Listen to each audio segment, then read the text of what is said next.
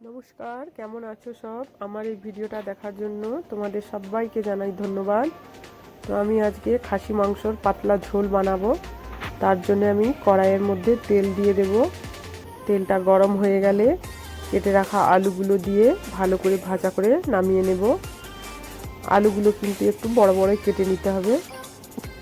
এই তেলের মধ্যেই আমি এলাচ, লবঙ্গ, দারচিনি, দুটো শুকনো লঙ্কা, অল্প একটু গোটা জিরে এগুলো দিয়ে দেব। এটা ভাজা হয়ে গেলে এর মধ্যে কেটে রাখা পেঁয়াজগুলো দিয়ে দেব।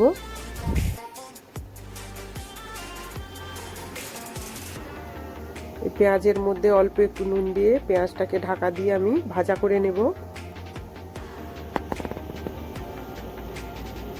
পেঁয়াজটা ভাজা হয়ে গেছে। আদা রসুনের পেস্টটা আমি এর মধ্যে দিয়ে ভালো করে ভাজা করে নেব।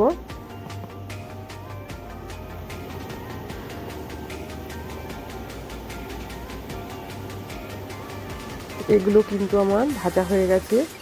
এর মধ্যে আমি একে একে মশলাগুলো দিয়ে দেব। প্রথমেই আমি একটা কেটে রাখা টমেটো দিয়ে দেব, 1 চামচ হলুদের গুঁড়ো, 1 চামচ লঙ্কার গুঁড়ো, 1/2 চামচ জিরের গুঁড়ো।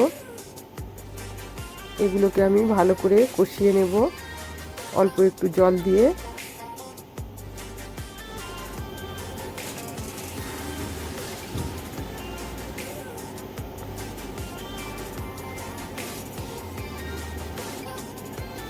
মশলাটা আমার কষানো হয়ে গেছে। ধুয়ে রাখা মাংসগুলো মশলার মধ্যে দিয়ে দেব। দিয়ে ভালো করে এটাকে মিশিয়ে নিয়ে মাংসটাকে আমি ঢাকা দিয়ে 15 মিনিট রান্না করে নেব।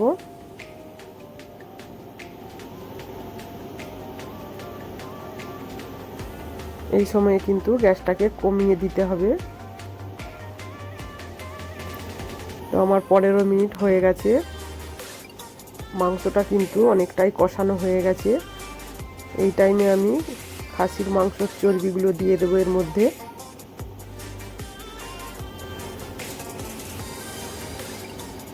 দিয়ে এর মধ্যে ভালো করে মিশিয়ে আরও আমি ঢাকা দিয়ে 10 মিনিট রান্না করে নেব। তাহলেই কিন্তু আমার মাংসটা কষানো হয়ে যাবে। এর মধ্যে কিছু মশলা দিতে হবে, গোটা জিরে, ধনে, এলাচ, ছোট এলাচ, বড় এলাচ, গোলমরিচ, একটা স্টার, অল্প একটু জয়িত্রী, একটা তেজপাতা, দুটো শুকনো লঙ্কা, এগুলো দিয়ে ভাজা করে একটা মশলা বানিয়ে নেব। এর মধ্যে কাঁচা লঙ্কা কেটে রাখা দিয়ে দিলাম। ভেজে রাখা মশলাটাও কিন্তু আমি দিয়ে দিলাম। দিয়ে ভালো করে এটাকে মিশিয়ে নেব। কষানোটা আমার হয়ে গেছে।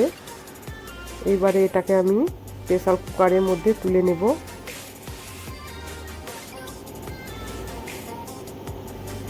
কড়াইয়ের মধ্যেই আমি পরিমাণ মতো জল দিয়ে দেব।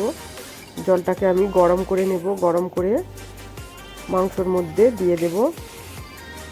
আলুগুলোও দিয়ে দেব।